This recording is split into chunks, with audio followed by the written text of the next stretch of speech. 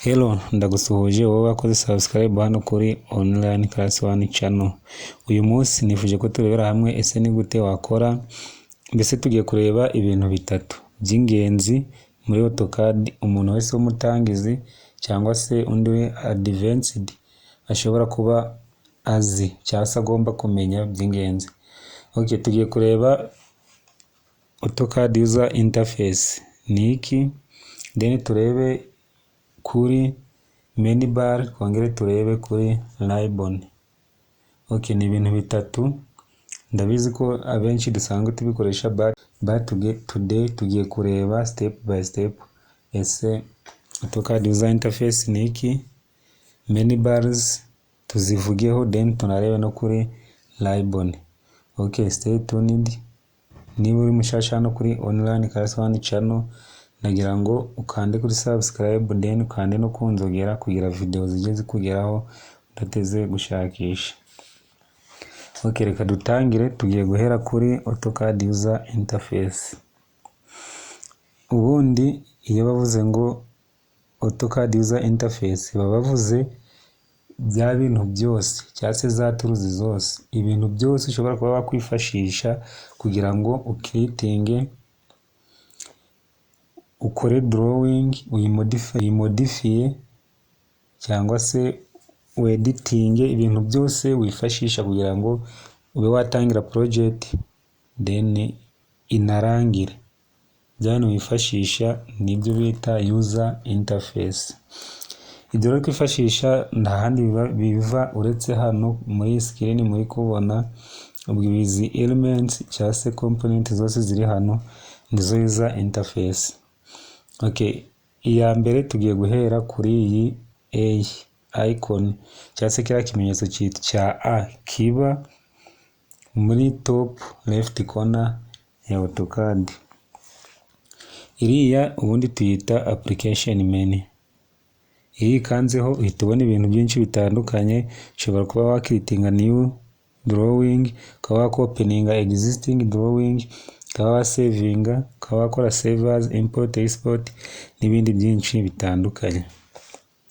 Ikindi kintu kiyibamo ni uko iyo ukanze hariya kuri application menu uhita ubona recent document cyangwa se project wigeze gukorera muri iyo mashini uri gukoresha iyo. Izi ziba ari recent document. Okay, tukagira na search command aho ushobora kuba wagenda ugasacinga project waba warakoreye muri iyi mashini. Ibyo byose tubibona hano muri application menu. Indi element y'ingenzi ya AutoCAD user interface ni izi quick access toolbars. Nkuko muri kubyumva ni quick access. Ni tools twifashisha but mu buryo bwihuse. Murabona uzanye cursor ukaburetse gato, urabona hara ni new, open, save, save as, open from web, then save to web mobile, then hariya ni plot. Iyi ni undo, this is a redo. Iyo ni workspace turi gukoreramo, murabona ko ari drafting and annotation.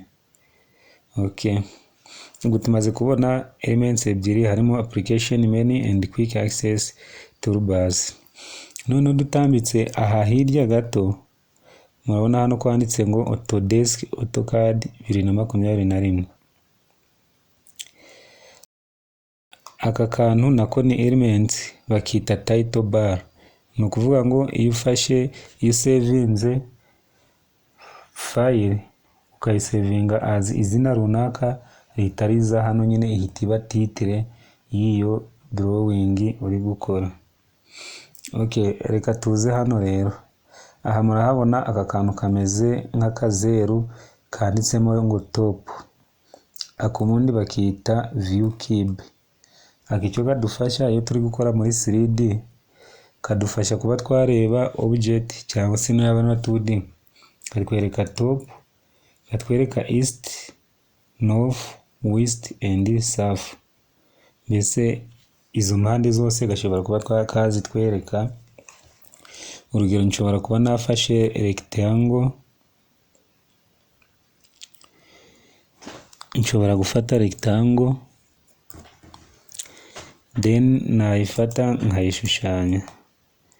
Iyi view cube ikidufasha ni ukutwereka mbese top yo rectangle imeze ite. Murabona ni kuri imeze, east yayo yagaragara kuriya, then west,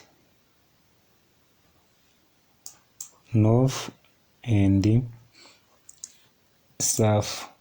Mbese ni ukutwereka akantu ugiye ukabirindura na multi view drawings kagaragara gute. Icyo nicyo view cube idufasha. Okay, tudatinze rero tugiye kureba indi element. Munsi ya view cube rero hari akantu kari hasi aha, akaba kita navigation bar. Cyo kadufasha kaba karimo elements cyangwa se amatools atandukanye twifashisha muri AutoCAD. Murabona iyi bayita orbit. Igihe turi gukora 3D ikora nka ya orbit yo muri AutoCAD, idufasha kuba twareba nyine impande zose. Iyo tuyifashe tugafata na left click, tugenda tubirindura file nyine cyangwa se document yacu cyangwa se ibintu turi gukora, ubundi tukaba twakireba impande zose. Ibyo nibyo iyi orbit idufasha. Then murabona iyi ni zoom extend. Ni ukuvuga ngo zoom extend ikidufasha, tuvuge n'urugero dufite drawing imeze uko,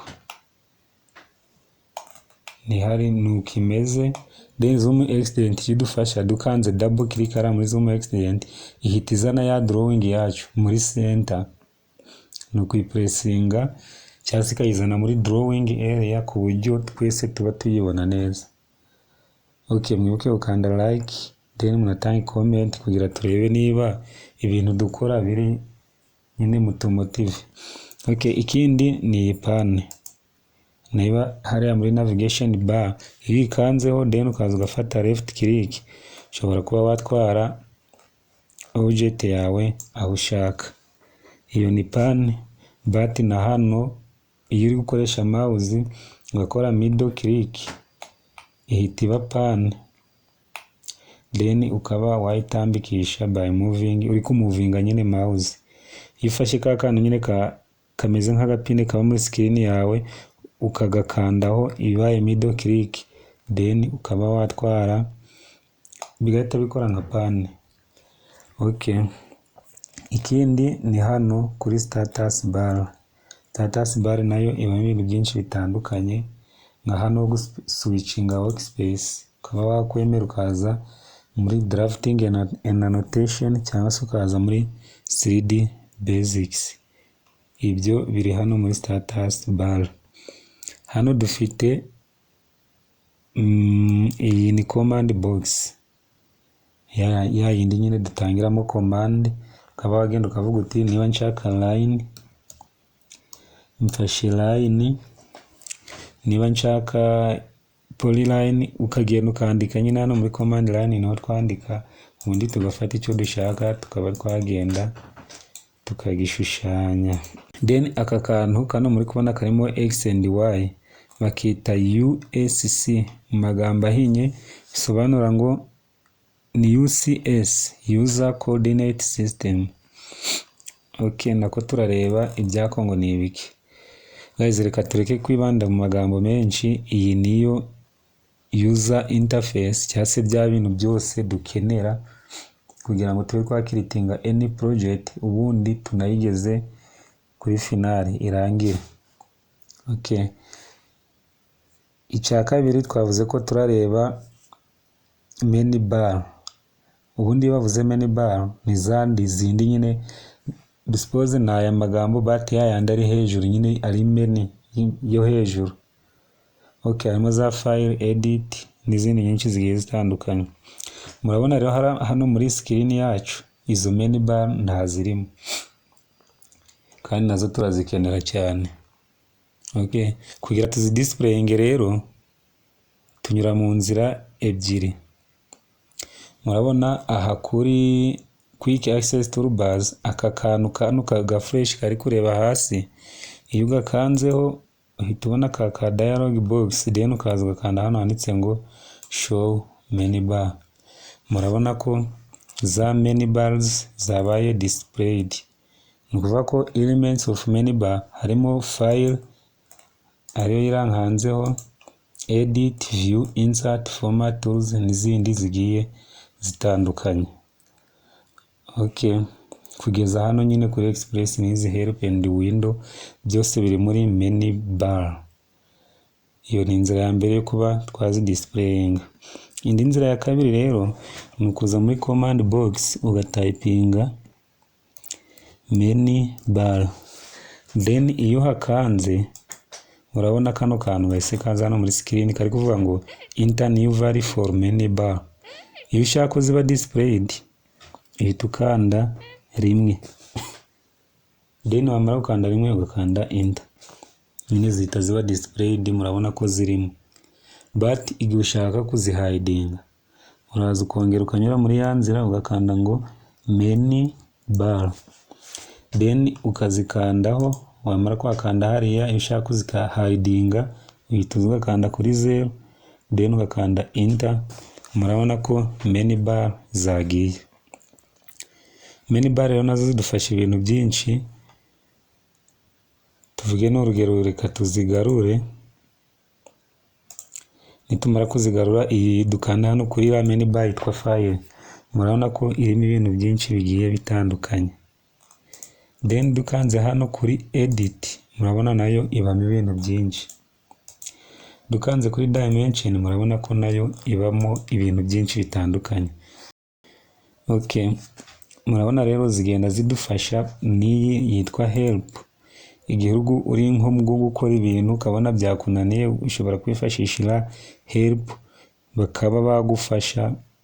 Abantu baba bakoze AutoCAD bakaba bagufasha butandukanye. Okay, menu bar ndakeka tuyivuzeho, ahubwo reka turebe akandi kantu k'ingenzi kitwa ribbon.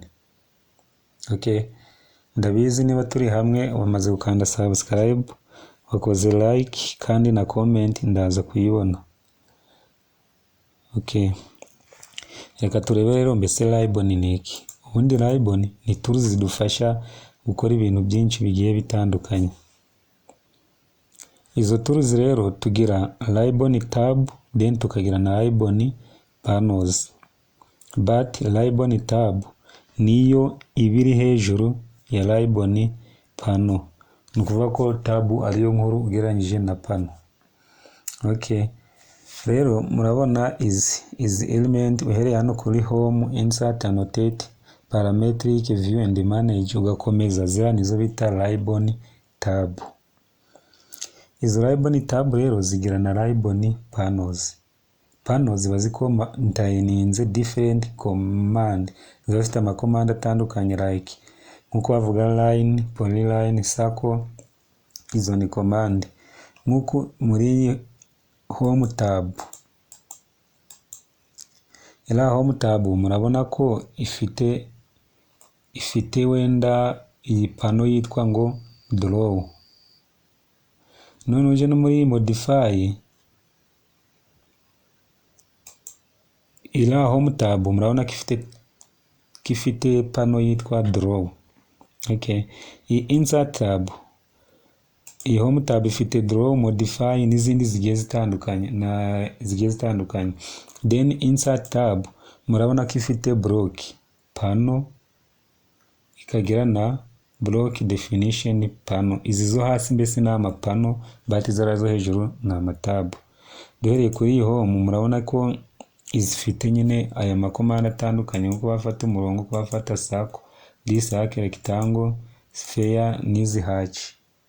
Then tugiye muri annotate tab, murabona ko ifite user, ifite pano yitwa ngo user current. Iyi birimo amatest, kabamo n'izi dimension panel, ni ibintu bigiye bitandukanye.